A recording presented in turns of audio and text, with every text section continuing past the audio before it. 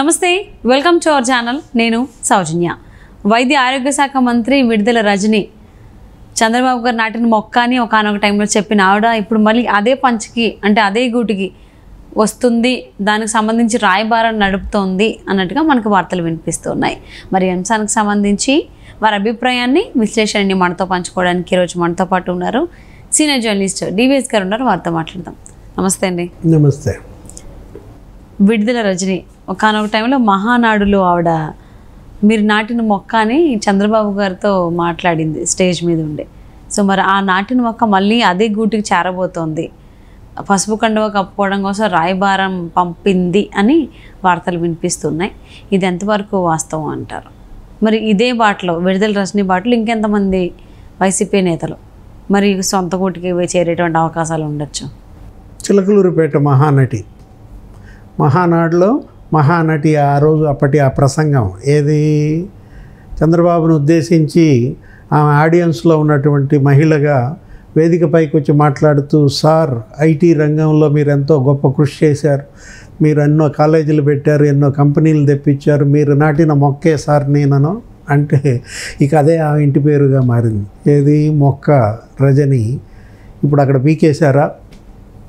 ఆ మొక్కని వైఎస్ఆర్ కాంగ్రెస్ పార్టీలో పీకేశారా? ఇప్పుడు ఆ మొక్కను మళ్ళా తెలుగుదేశం పార్టీలో నాటటానికి వస్తుందా?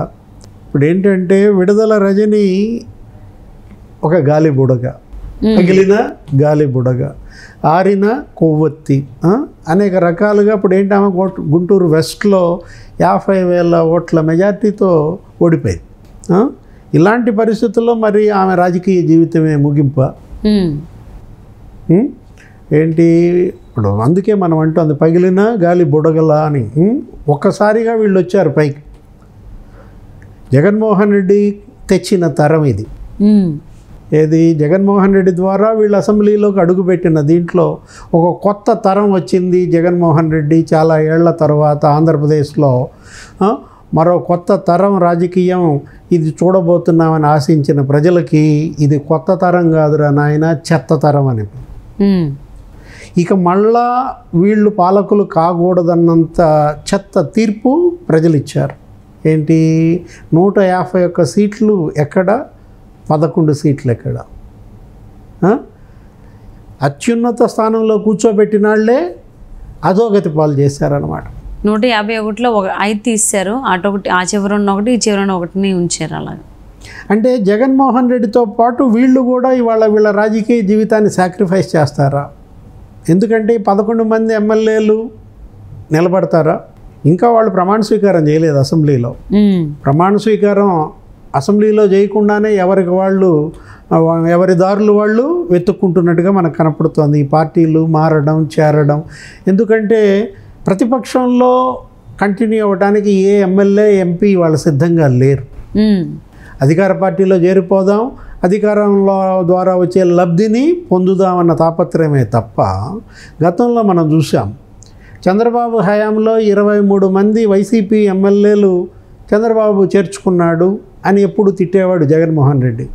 విలువలు లేని రాజకీయం అనేవాడు, నా ఎమ్మెల్యేలని లాగేసుకున్నాడని. అప్పుడు తీర్పు కూడా చంద్రబాబు తెలుగుదేశం పార్టీకి ఎంతమంది ఎమ్మెల్యేలు గెలిచారు? 23 మందే గెలిచారు. గెలిచేసరికి అప్పుడు ఈయన ఎలా ప్లాట్ఫామ్ రాయించాడు, ఏమన్నాడు? అదిగో దేవుడి తీర్పు, దేవుడి స్క్రిప్టు.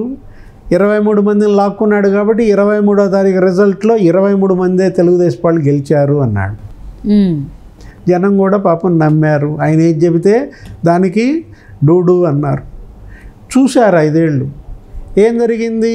ఇతను చెప్పేది ఒకటి చేసేది ఒకటి, మహానటుడు అని అర్థమైపోయింది. జగన్మోహన్ రెడ్డి నటన పట్ల ప్రజల్లో వెగటు వచ్చేసింది. ఇవాళ ఇంత ఘోరంగా చిత్తుగా ఓడిచ్చారన్నమాట.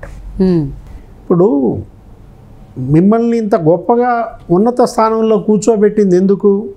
మీరేదో పగలు తీస్తారు, మీరేదో చేస్తారని. కాకపోతే అన్ని రంగాల్లో ఘోరంగా విఫలమయ్యారు.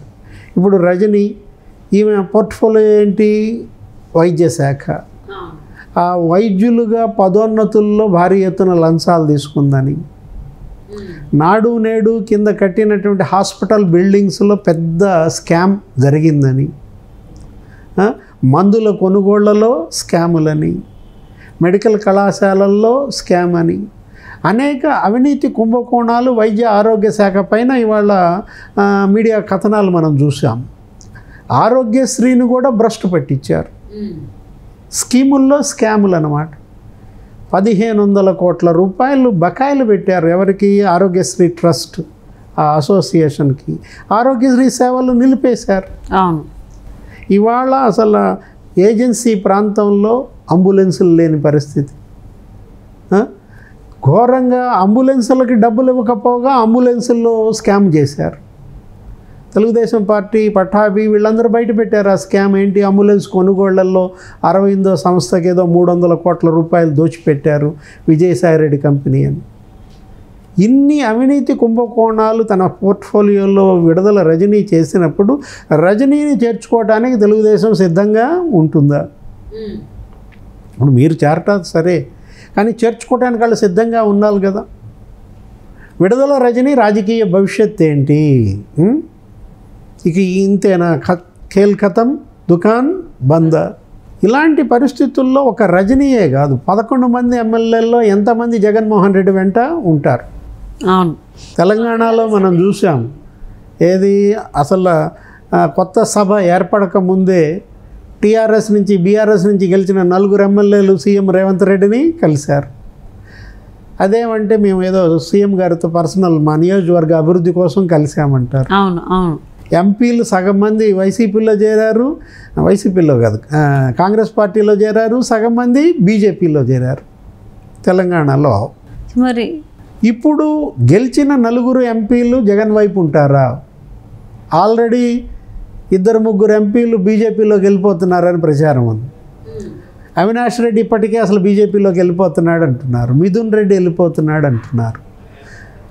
గెలిచిన 11 మంది ఎమ్మెల్యేల్లో ఎంతమంది జగన్ వైపు ఉంటారు? గుంటూరు వెస్ట్ నుంచి పోటీ చేసి ఓడిపోయారు విడుదల రజనీ. అంటే ఓడిపోయి ఈవిడే ట్రై చేసినప్పుడు గెలిచినటువంటి 11 మందిలో ఒకటి ఎలాగో జగన్మోహన్ రెడ్డి, ఆయన అయితే పార్టీ వీడిటి రారు. సో మరి మిగిలిన 10 మందిలో గెలిచిన వాళ్ళల్లో వైసీపీకి సంబంధించిన వాళ్ళు ఇటు మళ్ళీ కూటమి వైపు చూసేటువంటి అవకాశం ఉందనుకోవచ్చా? ఆయనతో పాటు ఇంకొకళ్ళు రారు. పెద్దిరెడ్డి మంత్రి పెద్దిరెడ్డి రామచంద్రారెడ్డి, జగన్మోహన్ రెడ్డి గ్యారంటీగా అటువైపే ఉంటారు. మిగతా వాళ్ళు 8 మంది ఎంతమంది ఉంటారు ఏంటనేది డౌట్.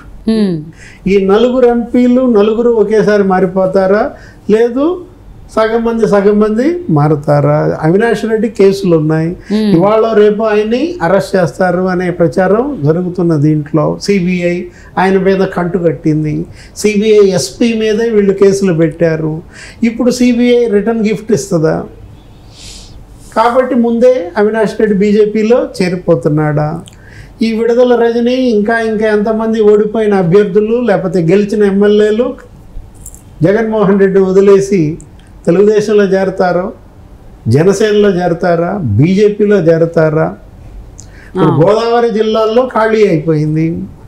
నీకు శ్రీకాకుళం నుంచి మొదలు పెడితే నెల్లూరు దాకా స్వీప్ చేసేసారు. 8 జిల్లాల్లో వైసీపీ క్లీన్ బౌల్డ్, వాషౌట్ అయిపోయింది. గెలిచిన 11 ఎమ్మెల్యేల్లో కూడా 7 ఎమ్మెల్యేలు సీమలోనే.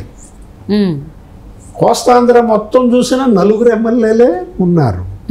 కాబట్టి జగన్మోహన్ రెడ్డి రాబోయే 5 ఏళ్ళు ఆయన పార్టీని కాపాడుకోవటం కత్తి మీద సామే. వచ్చే ఎన్నికలకు వైసీపీ ఉంటుందా? మేము అదే డౌట్ కనిపిస్తుంది. మరి పొడి చేసి ఓడిపోయిన విడుదల రజనీ రాయబారం పంపినప్పుడు గెలిచిన వాళ్ళు పంపరా అనుకునే డౌట్ వస్తుంది. మరి ఏంటనే చూద్దామండి. 2029 ఎన్నికలక, సో మరి 2024 ఎన్నికల దెబ్బకి. సో మరి చూద్దామండి విడుదల రజనీ బాటలో ఇంకెంతమంది వైసీపీ నేతలు కూటమి వైపు చూస్తారో. Thank you so much TVS గారు.